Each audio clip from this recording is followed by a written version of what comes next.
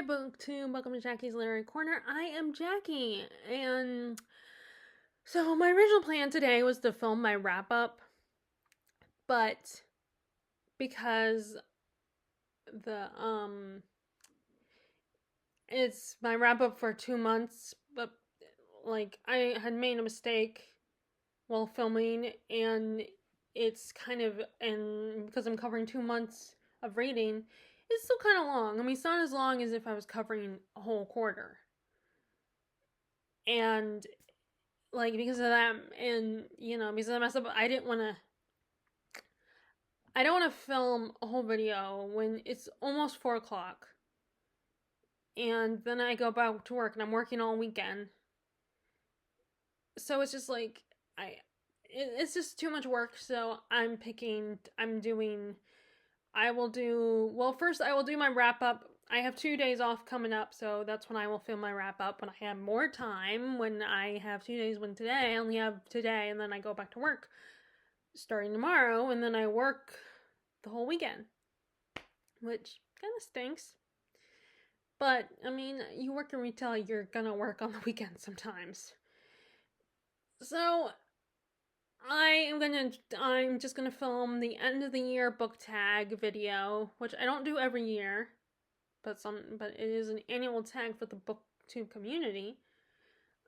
And I am going to film another video, or I'm going to see what time it is, and I might film another video. But I was hoping to get some reading in and read a good chunk of Babel, but because it took me so long to film that wrap up, my attempt at a wrap up for the 2 months, and then I had an appointment. My mom was able to schedule me a hair appointment. She does it for me, and um And so it's in the middle of the day at 2 o'clock. It was in the middle of the day at 2 o'clock. And I have been trying to get that hair appointment because my hair, I didn't like, it grows so fast, which is, I know it's not a bad thing. I mean, a lot of people would love hair that grew fast. And, I know a lot of people, once their hair starts thinning, I think they get jealous of those younger people who still have really great hair. And just I think just there are people in general that just don't have really thick hair. But then I'm like, yeah, but then it can look really messy at times. It's very I cannot style my own hair. I just really struggle managing it. And when it's hard to deal with. And then during the summertime, because I live in the south, it gets really hot. And so the only good thing for it with it being long is that I can put it up in a ponytail. But then it gets to the point where I can put it up in a little ponytail, but then it doesn't stay. And so I prefer all this when there's less hair here, and it just doesn't feel as heavy on my body. And so anyway, this is why I don't like having appointments in the middle of the day, because then, and the same thing going to work at the end of the morning, is because you don't have a lot of time. I have to decide, okay, what is important, what do I need to get done? And my original plan was to film that wrap up and then read a little bit before I went to my appointment. But then that wrap up took a little bit longer than I anticipated, and on top of that, because I let the screen on my computer go black, like it almost just did, all of a sudden nothing shows up on the screen when I stop filming the video. It's like a white screen. It's blank. So, and I still don't know how it worked. I mean, I guess, you know, so the only thing is I had to get up because I forgot to grab a book to show you guys. So I had to get up for a second, but my arm does not stretch that far, so I can't like move the mouse so I can show I still need the camera on. So it really aggravated me because it takes so long for me to film that video because I'm just talking about every book I read, and even though I'm not someone who reads like 20 to 15 books, I still read a good chunk of books. And of course I'm talking 2 months, so that's why it's a lot more than usual. So that's why one of the big reasons why I didn't do why I just decided not to do bi-monthly wrap-ups the first time, because I wasn't sure if that was the reason why that the video was so long. But then I think it's actually, like I said, because I let the screen go black for a second. So, anyway. So I'm just gonna film 2 videos that will potentially be shorter than the wrap up. I mean, the second one I want to film might not be shorter because it's me I want to talk to you guys about something. But I know this one is just a tag. I just want to give you guys some content to watch until this weekend is over and I can film my wrap up. So, not that I'm just doing it for the, well, anyway. So let's do the end of the year tag. Like I said, this is an annual tag for just the BookTube community in general. I don't do it. I think I've skipped a couple years. But I decided to do this year due to watching one of my favorite booktubers. I'm like, yeah, I'm gonna go ahead and do it this year. Okay, so you guys know the drill. Ask a series of questions and all my answers are book related. Okay, this is the end of the year book tag 2025. And I wrote the questions on a card. I couldn't do it on the side with the lines because I already wrote on that side, so I did on this side. Okay, so, question number 1. Are there any books you haven't finished this year that you need to finish? And I have a lot of books because I am one of those people who, if it's a 500 plus page book, a lot of times I will start the book, but then I will put it down, and then it will, I'll take me forever to come back to it. Like I said, that's a habit I keep trying to break. So I'm choosing the one that I keep saying that I need to finish, I need to get to. And I actually probably will not finish it in the next 3 months. Unless I just read this book the whole time. Which I don't, I would like to, ideally I would like to say I will, but I probably won't because I'll get distracted by other books that I want to read. But this is the 4th book of the Wheel of Time series, Shadow Rising. And I did pick it up recently, read a little bit more of it. But then I put it down again. And so far I still love this series. I know a lot of people will say that there's a point in the middle of the series where it becomes a slog, like certain books. I don't know where the slog starts, or people say it starts.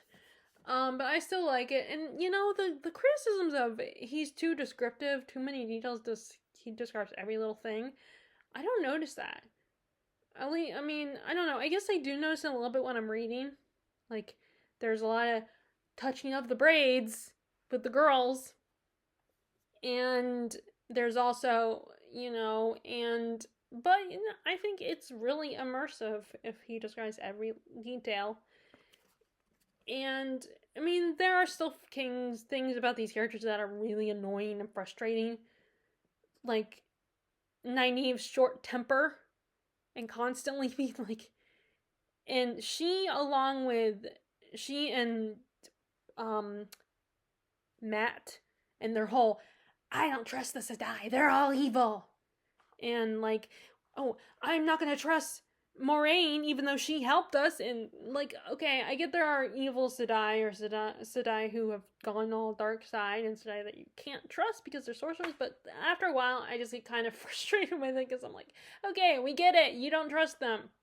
But then Moiraine, she helped them. She got them here. She protected them. She's powerful, and like they hate her. Like, at least with Gandalf, they liked him. They loved Gandalf. Gandalf was awesome, but Moiraine is, and I only bring that up because people compare this to Lord of the Rings, which proves that if you read beyond the first book, it's definitely not Lord of the Rings. I know that people are so, like, I love Lord of the Rings too. I still have not read the book physically, the original, big book, because I know you shouldn't say it's a trilogy because it's not how Tolkien wanted it. But I know a lot of people say that, the first book is very Lord of the Rings-esque, and it's paying homage to Lord of the Rings, so people are like, as soon as they realize and can see the similarities, like, well, I'm not reading past it because it just copied off of the Lord of the Rings. Like, how dare Robert Jordan do that? And I'm just thinking, you sound like an idiot, an arrogant idiot. And if you would read past the first book, which I've said this before, that if you read past The Eye of the World, you realize it's a very different story. And besides the fact that it doesn't even copy Lord of the Rings that much. It has, first of all, there's, like, it's all, basically, all human. There's not even an elf, I don't know, actually, there are elves, I think. But I think it's mostly humans. There's no hobbits or elves or I don't know if there's dwarves in there or not. I don't even know if there's dwarves, elves. I don't remember. I think once I start again for real this time, I will remember better. But it's just, but yeah, there's some things about the characters' personalities and that just drive me crazy. And I'm like, and Rand's constant insistence that, oh, I'm not the chosen one, and like I'm just like at this point, yeah, you may as well accept it. But granted, I'm not in his position, and I don't have to carry his burden. So, like, I guess it's more like you're reading several books in a series, and it's like you keep hearing the same complaints from the characters and the frustrations, and after a while, it's like, okay, we get it. But I'm also not carrying the same burdens they are, and but I'm still loving the series. It's me being petty. But yeah, I need to finally get to this, but I keep saying that and keeps not doing it. I need to just do it and stop saying I'm gonna do it and just do it. Which actually, maybe talking about this was just the sign that it's not gonna happen if I talk about in this video, but it's my answer. So, question number 2: are you on track with your reading goal? Okay, so this one doesn't have, I don't need to show you any books. So, again, just like last year, I purposely made my Goodreads goal lower. It's, in fact, I think I need the same number at 25 books, and because I knew I would surpass that. I might go, in 2026, I might go up to more than 25. I might go to 50 books. I just don't want to overdo it, and I want to do a goal that I know I can meet, because this is just for fun. It's not that serious. I feel a little bad because I'm, like, it could seem like I'm cheating, but it's not like anyone notices or cares. It's, like I said, it's just for fun. I think the whole critique of this whole, like, consumer, not just, critique of how people just are so competitive on here, and they're only care about potentially it seems like they only care about the numbers. And I think that's my response to that making a lower goal, to be like, oh no, I don't care about just the numbers. But you know what? It's fun. It's a fun thing to do. I think these challenges in the Goodreads are meant to be fun. I think the only thing is that they're I understand the criticisms of the Goodreads challenges, the new challenges that they added this year, because they don't give you have to read the books that are on Amazon. I know a lot of people have problems with Amazon, and it's kind of they're selling the books that they sell. They want you to read the books that they sell, hoping that you'll buy them. Funnily enough, though, I don't even, or at least you'll be tempted to buy them. Some of these ones I'm using Libby, essentially, so I'm not buying them, because I don't know if I want them. But anyway, so we're getting off topic. So back to the rest of my goals. I was doing great in the beginning of the year. Like, I read a couple more, Filipino history related books.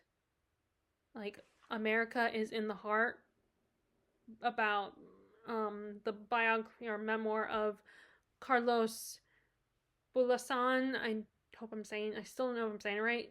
He is a famous poet in the Philippines. And I'm wondering if my grandma is familiar with this poet. But I don't think she's a reader person, so I don't know, she might not be. She only recognized my book, Touch Me Not, because she knows who Rizal is. And, she learned about Jose Rizal. And,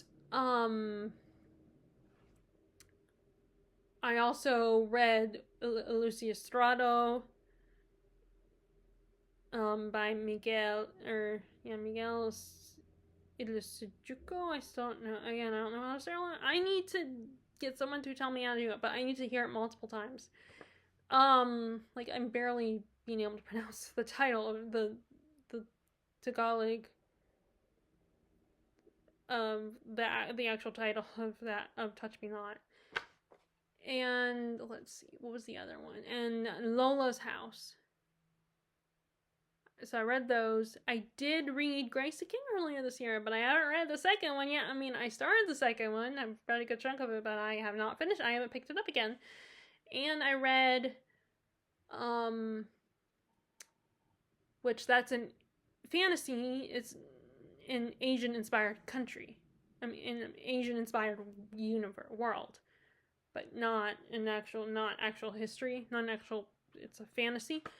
And I still have not touched any Japanese books yet. I keep meaning to do that. And then let's see what else. And the Rory Gilmore reading list has gone out the window. I thought I was on track with that. And then I learned that that big long list of books, of a bunch of books that is multiple pages, that is actually not Rory Gilmore reading list. It is actually a list of all the books on the show that are mentioned, including Rory's books. But someone created a shorter list that is actually the books that Rory has talked about, that Rory has seen reading, that people see on her shelves if they really pay attention. And that's a shorter list. And I did read one book off that list, and I think it was As I Lay Dying. She's a lot of Faulkner. She's a couple Faulkner books on there. Which that also goes to the goal of reading intimidating authors. So I did read a Faulkner book, and he's really not that hard. I mean, As I Lay Dying was, I still wasn't able to really get, I mean, like, I appreciated and understood the point of it and what it was about, but it was just, there were some times where I was like, I didn't know what was going on, I was a little confused with what they were saying. I wanted to read The Light in August, and I was going to also read At the End of August, which is I think it's Korean? It's a Korean story. I was going to read those in August, but I never got around to those. Light in August is Faulkner, and At the End of August is a different author. It's more for my Asian challenge. And so I didn't read that, and I wish I was still doing that. I mean, I'm sure Cindy still does that. I should look, and I mean, it's kind of too late, but maybe next year, because like I said, I'm doing this Asian literature challenge. But I didn't get to the Faulkner book, and I mean, I could still squeeze one in at the end of the summer, but we will see. And then I read Kurt Vonnegut. I've read 2 Kurt Vonnegut now, and one of them is going to be in the wrap up. And but I haven't really touched any other authors that are genuinely challenging. Like James Joyce. I haven't attempted him again. Or I'm trying to think of other authors that are, because other authors. I mean, I guess Virginia Woolf. I did, I read of Virginia Woolf, and she's a challenging author because of her writing style. So I did read one of her books, one of her shorter books, To the Lighthouse. So, and I will be talking about that one in my wrap up. And then that one, I should check and see if that one is on the Rory Gilmore reading list. That I could see her being a Virginia Woolf reader, but that might not be her Virginia Woolf book. She might have read A Room of One's Own or something else. So that's as far as the intimidating books and challenge slash challenging books. I haven't really touched a lot on that. And then as far as the Tolkien project, that just like the Asian Literature Project, I was doing okay with that one too. Like I read the biography on Tolkien back in March by Humphrey Carpenter, the same guy who edited the book on all the letters from Tolkien. Although I don't know if that includes the Father Christmas letters. I think that might be separate. And then I read Beren and Luthien. And that's it. I meant to read The Children of Hurin, but I haven't got to that one yet. And I keep saying I'm gonna read Silmarillion and Lord of the Rings and all that, but I never do because both of them are, again, intimidating reads. So Silmarillion is on that list. But I did get some for my birthday. I did get some Tolkien related books, so I was very excited about that. One is like the history of the Hobbit, I think. And there's another one, but they're big books, and my mom was like, those are huge. Like, she was very, like, it's funny the comment that she notices things about, she knows about my book, the size or what's on the cover. Like, a book that's gonna be another answer for this is gonna be, that's gonna be one of the ones where she commented on the cover. So yeah, so I'm okay. I mean, it's not as thorough as I would like it to be, but I'm usually not very good with goals. And I just am getting into doing projects and goals, so I want to do better next year. I always say that, and little by little I improve. Okay, so question number 3. Do you have any autumnal books you're hoping to read to get you in the mood? The autumnal mood.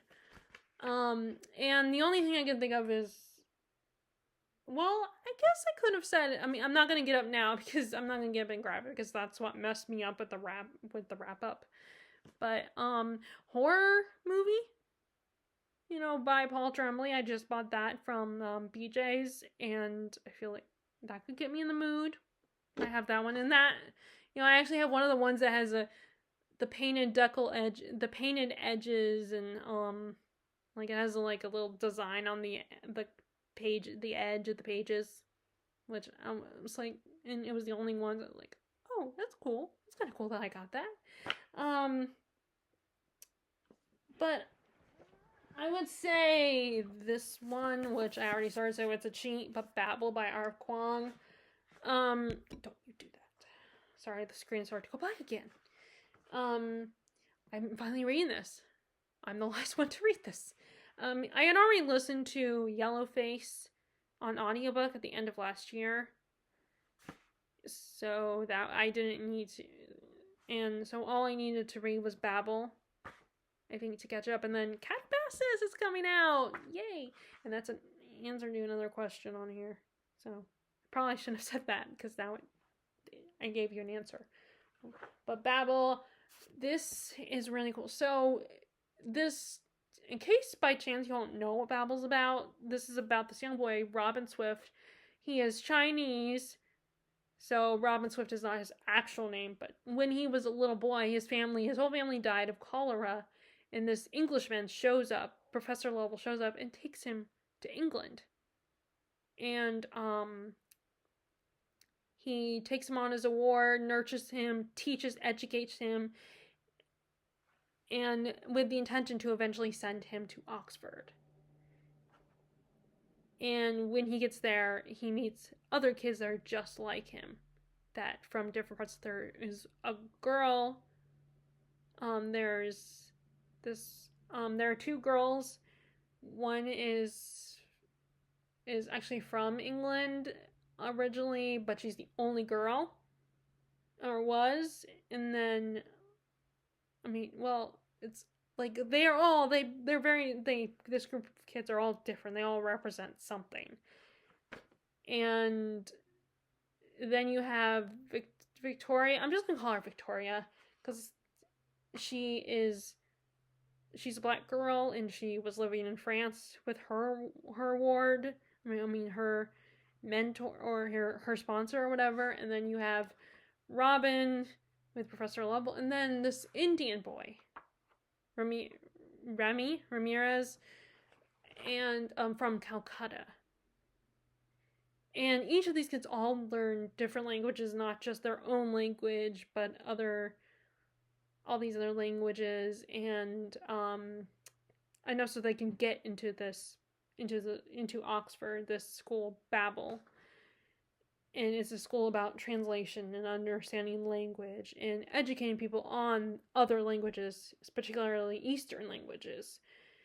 And he meets someone who might be have a connection to Professor Lovell, and that he reveals to Robin that things are not what they seem, and that Babel, you can't really trust this school, and they don't have good intentions, that they're very selfish, and they're trying, and that they are hoarding what is these silver bars, which are the magic in this type of magic system that can do things, make you do things, and you can put words on the bars.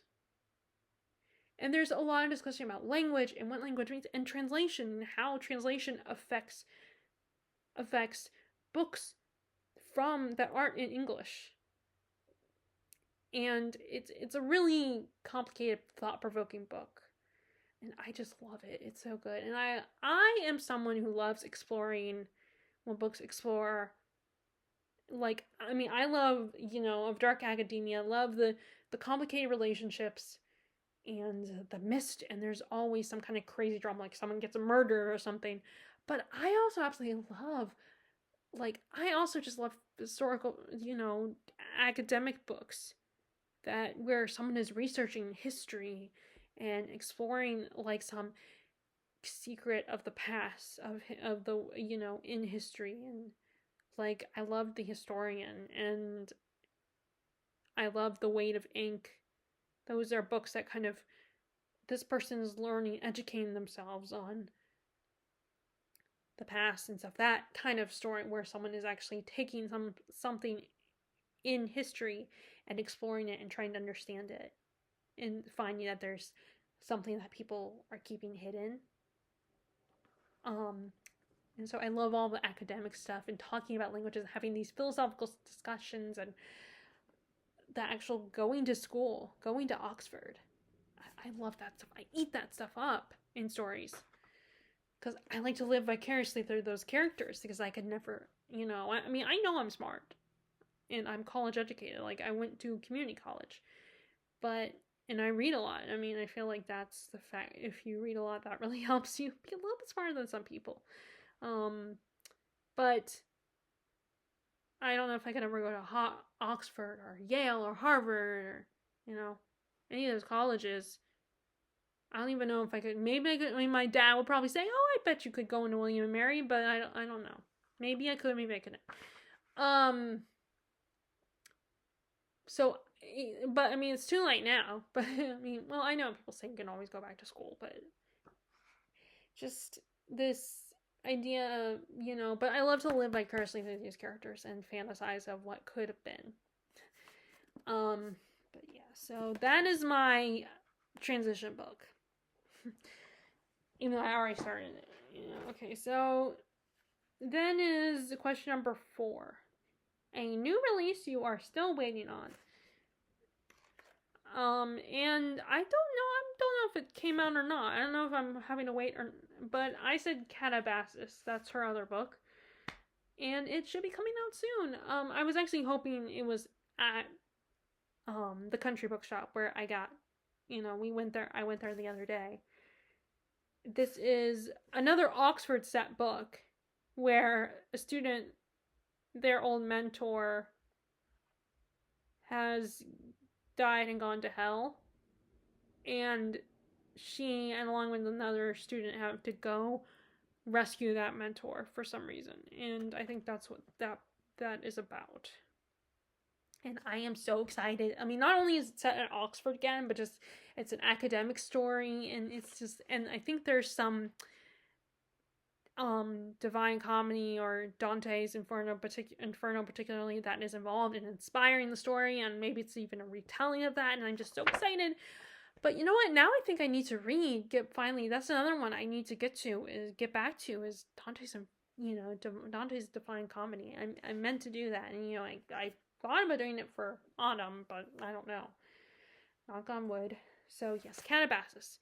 Now, question number 5. I don't know. I think Elia Brooks might have, because it was her version of this that reminded me about doing this tag. I think she might have added this question. I mean, I swear she said that. So, but this is a new release that has come out that you have not read yet. And I picked one that I just bought. This is the book I ended up buying at the country bookshop, and that is The Devils by Joe Abercrombie. And this was the book that my mom looked at. It was between this one and now I can't think of it.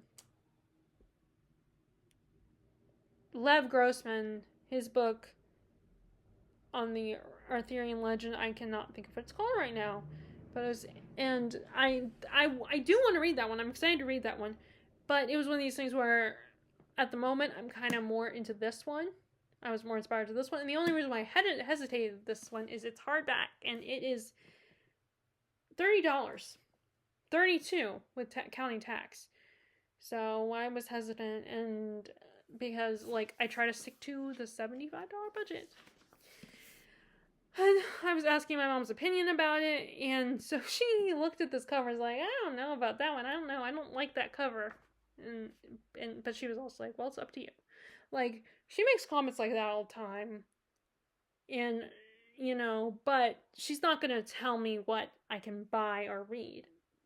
So, which I was just thinking about that, because after we got back, I was listening to one of my book podcasts, and there are some times where they will get emails asking them a book related question or recommendations and stuff like that. And one person was talking about how her mom, like, she was talking about reading, I don't know if she was reading like a romance book that was smutty and all that, or something else that she wanted to read, and telling her mom, this is what I want for Christmas. These are the books I want for Christmas. And her mom was like, oh, why don't you read something like The Odyssey or something?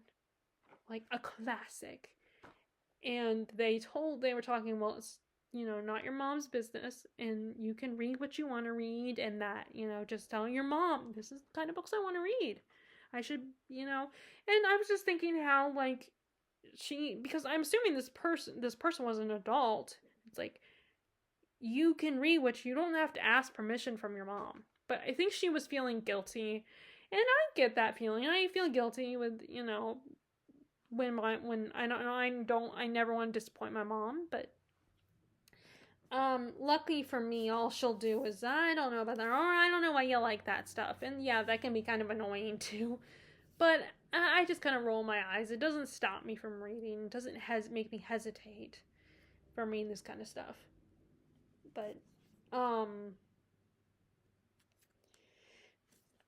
But yeah, so this is my new release that has come out that I have not read, but I have it now in my possession. And oh my god, I love, the best part about this is that not only does it have this, it's beautiful, and but also I was so excited that it has this. I'm so disappointed when before you say anything, I realize it's expensive probably to get. Okay, yeah, so it doesn't have anything on them. I realize it can be very expensive and is a lot of work. I understand that, but I do appreciate and get so excited when an author puts in the extra effort, or the publisher, I say, not the author. The publisher puts in the extra effort and does this, where they have a design on the naked hardback. I think it's so pretty, and then having this is I so appreciate when authors do that. I think it's so great, and it's so appreciative, and it's on the other side too. It feels so special when authors do that, because I know that's probably gonna be a lot of work. And like an extra step for authors to do that, for publishers to do that. Okay, so then we have, so next, let me take a sip of my coffee because it's probably cooled off a lot. Okay, question number 6.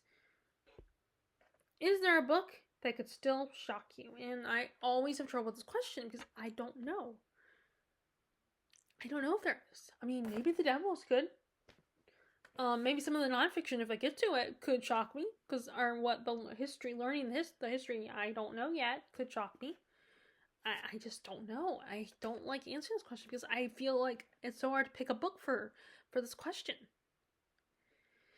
And so I don't know. I don't know if there's a book that could still shock me. Okay, so then name 3 books that you want to read before the end of the year. And I tried to be a little more careful about that because sometimes there are books that I've started that are big books. And I'm thinking, when it's like, if I'm being realistic, I won't finish them by the end of the year. Because I only got 3 months left. Unless I only read those books, that's not going to happen. So I just grabbed 3 random books. Okay, so I picked this one because I want to get back on track with my interest in the Tudor period and the Plantagenet period in medieval history. So this is about a nonfiction about the Tudors. And I was originally going to get, there's that other one that Shelley Swearingen has talked about, that I think I've heard mentioned before, it's a little more the scandalous side of the Tudors, probably something. But I decided to pick a different one instead last time I went. So I got this, The Tudors by G.J. Mayer. And I wonder what his book is, A World Undone. I'll have to look that up. But there's a nonfiction I need to get back to. I mean, I probably should have picked that Japanese history book. Oh, no, you don't. Okay, and then I grabbed this one. Wall of Storms is the second book in Ken Liu's series, the Dandelion Dynasty. I meant to get to this one a lot sooner, but I didn't, so I need to get to it now. I mean, like I said, I've read a good chunk, so I need to get back to it.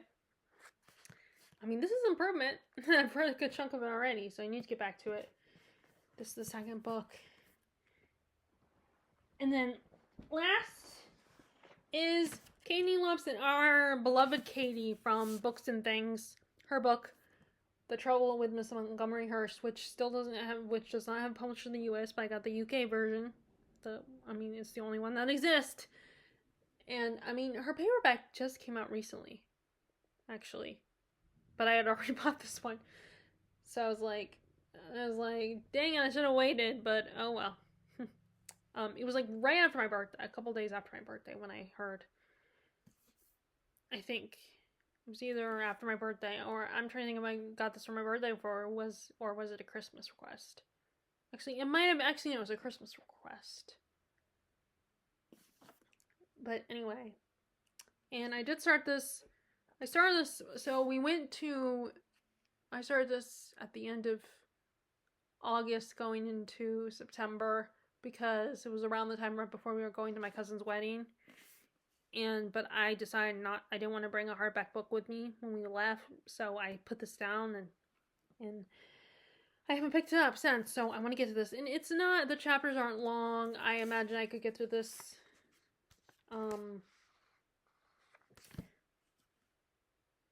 but yeah, so I want to get to this one, and there's a potential chance of getting to this one. Okay, so, yep, so that's all the questions. So that was the end of the year book tag. Do you guys have any books that you feel like could surprise you? Comment that if you feel like there's anything that could surprise you. Any books. And then also go ahead and answer the last question. Name 3 books you want to read before the end of the year. I would love to know what that is. And I hope you guys enjoyed this tag. And if you want to, please consider yourself tagged so you can do this. I think tags are still fun. I know they have gone out of fashion on BookTube. But please feel free to. But I still think they can be kind of fun. I get that some of them, like, when we do tags, we want ones that are more have more thought-provoking answers that you have to think about instead of just naming a book. But, this is tradition. This is an annual thing. So, please feel free to do this tag if you are interested. I mean, don't feel pressured, but I think it's fun, so. I will talk to you later. All right, bye. Enjoy your reading.